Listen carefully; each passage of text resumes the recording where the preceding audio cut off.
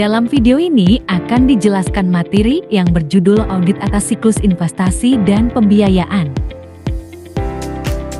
Adapun anggota kelompok yang pertama yaitu Muhammad Ridho Trisnawan, yang kedua Laudimas, yang ketiga Harisma Amalia, yang keempat Mirende Marven, yang kelima Putri Ruslinawati, dan yang terakhir Messi Maulida Sari.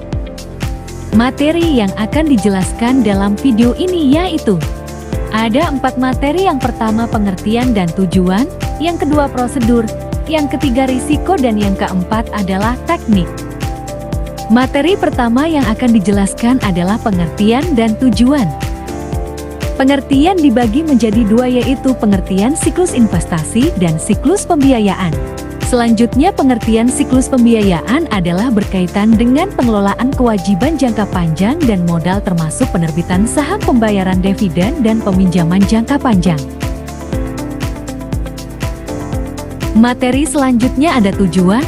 Ada 4 tujuan utama audit adalah memastikan bahwa yang pertama keberadaan dan kepemilikan yaitu investasi dan pembiayaan yang tercatat benar-benar ada dan dimiliki oleh entitas. Yang kedua kelengkapan yaitu semua transaksi terkait investasi dan pembiayaan telah dicatat.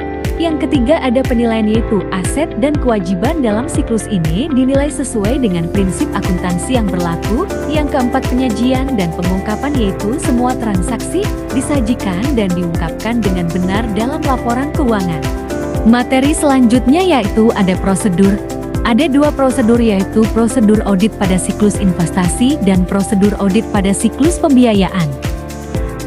Prosedur audit pada siklus investasi yaitu yang pertama audit aset tetap dibagi menjadi 3. Pertama pemahaman proses, memahami kebijakan perusahaan terkait pembelian, penyusutan, dan pelepasan aset tetap. Yang kedua ada pemeriksaan fisik dan uji dokumen, melakukan inspeksi fisik dan uji dokumen untuk memastikan keberadaan aset.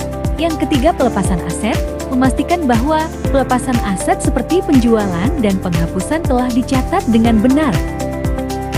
Prosedur audit pada siklus investasi, yang kedua adalah audit investasi jangka panjang dibagi menjadi 3, yaitu yang pertama konfirmasi pihak ketiga, meminta informasi dari lembaga keuangan terkait saldo investasi. Yang kedua verifikasi dokumen, memeriksa sertifikat investasi atau dokumen yang relevan. Yang ketiga evaluasi nilai wajar, nilai apakah investasi nilai dengan wajar sesuai standar akuntansi.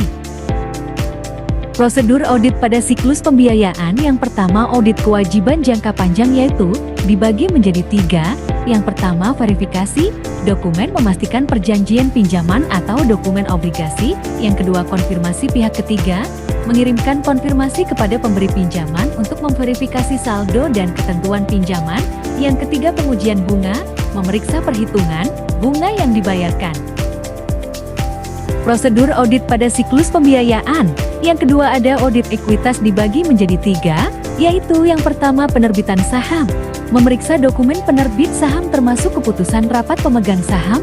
Yang kedua pembayaran dividen, memastikan bahwa pembayaran dividen telah didukung oleh bukti pembayaran. Yang ketiga perubahan modal, memastikan bahwa semua perubahan modal telah dicatat dan diungkapkan dengan benar.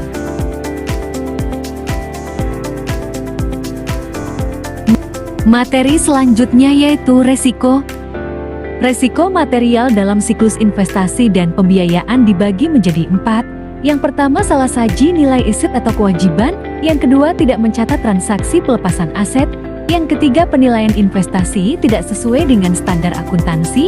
Yang keempat kewajiban tersembunyi atau tidak diungkapkan. Materi terakhir adalah teknik. Teknik pengendalian internal yang efektif dibagi menjadi 3, yaitu yang pertama pemisahan antara pembelian pencatatan dan pengelolaan atau kewajiban. Yang kedua persetujuan formal untuk setiap transaksi pembelian atau penjualan aset tetap dan kewajiban pembiayaan. Yang ketiga rekonsiliasi berkala antara catatan internal dan pihak eksternal. Adapun dokumentasi yang diperlukan auditor. Ada 4 dokumentasi yang diperlukan auditor. Yang pertama ada daftar aset tetap dan investasi. Yang kedua bukti transaksi terkait pembelian, penyusutan, dan pelepasan aset. Yang ketiga ada kontrak atau perjanjian pinjaman, dan yang keempat pernyataan ekuitas pemegang saham.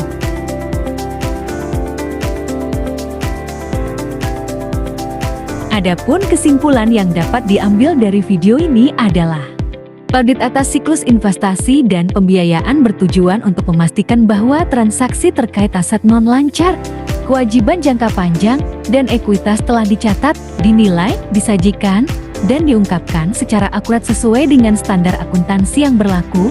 Proses audit ini mencakup verifikasi dokumen, pemeriksaan fisik untuk memastikan keberadaan aset, konfirmasi dengan pihak ketiga terkait saldo kewajiban, investasi, atau modal, evaluasi penilaian untuk memastikan kewajaran dan keakuratan nilai aset dan kewajiban. Efektivitas audit dapat ditingkatkan melalui pengendalian internal yang baik, seperti pemisahan tugas dan persetujuan formal atas transaksi penting. Dengan demikian, auditor dapat memberikan keyakinan yang memadai bahwa laporan keuangan mencerminkan kondisi keuangan yang sebenarnya, khususnya dalam siklus investasi dan pembiayaan.